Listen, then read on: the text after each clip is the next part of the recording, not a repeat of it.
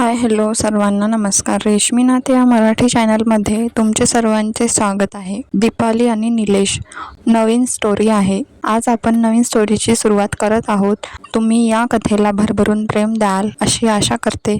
कथा कशी वाटली कमेंटमध्ये नक्की सांगा.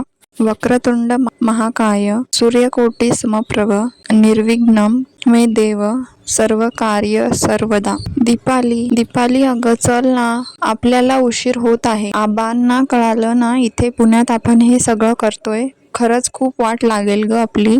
मिनल दीपालीची आत्ते बहीण जी तिच्या सोबत पुण्याला शिकायला आली ती दीपालीला सांगत होती. चिल बेब, काही नाही होत ग. मी आबाकडे हट्ट करून पुण्याला शिकायला आले कारण मला मोकळं जगायचं ग. फक्त हे 2 वर्ष दिले मला आबांनी, मग तर पुन्हा त्यांच्या मर्जीने मला जगायचं आहे ग. आणि किती घाबरते, कोण सांगणार आहे आबांना? तू का घाबरते? दीपाली डोळे मोठे करून म्हणाली. आज त्या क्लब मध्ये त्यांच्या एका मैत्रिणीची वाढदिवसाची पार्टी होती म्हणून आल्या होत्या. क्लब मध्ये पार्टी असल्यामुळे दोघेही वन पीस घालून आल्या होत्या. केसांना कर्लिंग करून मोकळे सोडले होते. साजेसा मेकअप केला होता. सुंदर दिसत होत्या दोघीही. दीपाली तर परीसारखी दिसत होती. गोरा रंग, खूपच आकर्षक असे बोलके डोळे, त्यावर मेकअप करून त्यांना अजूनच सुंदर बनवलं होतं तिने. कुतूहलाने ते इकडे तिकडे बघत होते. तिला बघणारा क्षणभर तिच्यात हरवून जायचा. कॉलेजमध्ये ऍडमिशन घेतल्या दोनच दिवसात खूप मित्रमैत्रिणी बनवले होते तिने. स्वभावच इतका मनमिळाऊ होता तिचा. पण मिनलला भीती वाटत होती कारण आबासाहेब म्हणजे तिचे मामा, हे त्यांच्या गावचे सरपंच. अख्ख्या पंचक्रोशीत खूप मान होता त्यांचा. खूप शिस्तीचे होते. बायकांनी शिस्तीने वागावं असं त्यांचं मत होतं. दीपालीला ग्रॅज्युएशनमध्ये खूप चांगले मार्क आले होते. तशी ती खूप हुशार होती. तिला घरात सगळं भेटत होतं पण तिला मोकळं तिच्या मनासारखं जगायचं होतं. स्वइच्छेने बाहेर फिरायचं होतं. हे जग पाहायचं होतं तिला. त्या घरात बांधून राहणं तिला आवडायचं नाही. सगळं होतं तिथे पण स्वातंत्र्य नव्हतं. आधी तिला वाटायचं आपलं लग्न झालं की आपल्याला मनासारखं जगता येईल. पण तिचा हा भ्रम वाढत्या वयासोबत नाहीसा झाला. कारण तिला स्वतःच्या मर्जीने तिचा जोडीदार निवडण्याचाही हक्क तिला भेटणार नव्हता. ग्रॅज्युएशन होताच तिने ठरवलं की मास्टर्स करायचं. जोपर्यंत शिक्षण सुरू आहे तोपर्यंत लग्नाचं टाळता येईल असं वाटत होतं तिला. म्हणून हे 2 वर्ष घरापासून लांब राहून आपल्या मनासारखं जगायचं. कारण गावात फक्त ग्रॅज्युएशन पर्यंतच कॉलेज होतं. त्याच्या पुढचं शिक्षणासाठी तिने आबांना मनवायचा खूप प्रयत्न केला. आबांनी एका अटीवर तिला हे 2 वर्ष दिले होते. तिचं मास्टर्स होताच तिला त्यांच्या मर्जीने लग्न करावं लागेल अशी अट त्यांनी तिच्या पुढे ठेवली.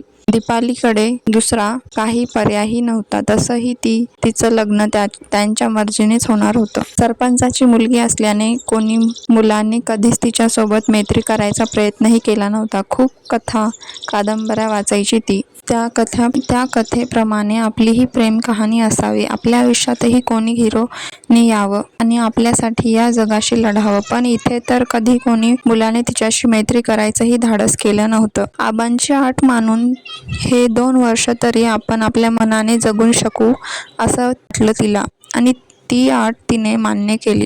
निलेश नावासारखाच होता तो, ज्याला त्याचे ध्येय माहीत होते. परदेशात शिक्षण घेऊन ते सेटल व्हायचं प्लॅन होता त्याचा. स्वतःची IT कंपनीही सुरू केली होती आणि त्यात चांगलेच पाय रोवले होते. प्रेम वगैरे या भानगडीत कधी तो पडलाच नाही. दिसायला देखणा, कोरीव नाकी डोळी, गोरा रंग, 6 फूट उंची, नियमित कसरतीमुळे कसलेलं शरीर. परदेशी मुली सुद्धा सतत त्याच्या मागे पुढे असायच्या. पण इकडे परदेशात तसंही प्रेम वगैरे या भावना त्याला दिसल्याच नाही. फक्त शारीरिक गरजेसाठी कधी कुण्या मुलीजवळ करण्यात त्याला इंटरेस्टही आला नाही. शिकवण, घरचे संस्कार ठासून भरले होते त्याच्यात. नेहमी स्वतःच्या ध्येयावर लक्ष होतं त्याचं. वर्षभरापूर्वी वडिलांना हार्ट अटॅक आलेला म्हणून तो मायदेशी परतला आणि वडिलांच्या हट्टापायी इकडे शिफ्ट व्हायचा निर्णय घेतला त्याने.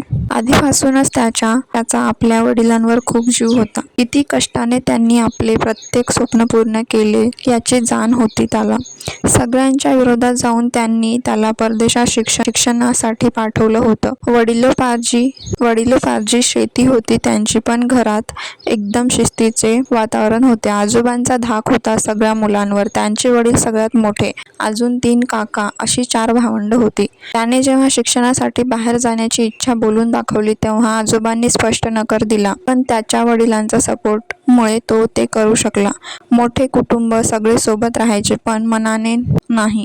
सगळ्यांना आपापली झेप घ्यायची होती, पण आजोबांमुळे ते सगळे अजूनही एका छताखाली राहत होते. नियमाप्रमाणे वागावं लागत होतं. स्वतंत्रपणे कोणतेही निर्णय घ्यायचा हक्क नव्हता कोणाला. एकतर आजोबांचं नाही तर आजीचं अनुमती लागायचीच त्यांना. 4ही जावा मिळून राहत होत्या, पण आता एका घरात एवढी माणसं राहणार तर भांड्याला भांडं लागणारच ना. काका काकीची मिळून 10 भावंडे होती. निलेश सगळ्यात मोठा होता, म्हणून त्याच्या मागे आता सगळे लग्नासाठी लागले होते. तर अशी आपली दीपाली, जिला अगदी स्वइच्छेने जगायला आवडतं. 2 वर्षाचं स्वातंत्र्य मिळवण्यासाठी स्वतःचं आयुष्य दावावर लावलंय. आणि निलेश, ज्याला स्वतःच्या मनासारखं जगायचं होतं, पण घरच्यांच्या हट्टामुळे मनाविरुद्ध जगावं लागत आहे. काय होईल जेव्हा हे दोघं एकत्र येतील? कसा असेल यांचा प्रवास? लवकरच सुरू होतोय एक आगळीवेगळी कहाणी, त्याची आणि तिची. हा भाग कसा वाटला कमेंट करून नक्की सांगा. कथा आवडली असेल तर कमेंटमध्ये सांगा. भेटूया पुढील भागात.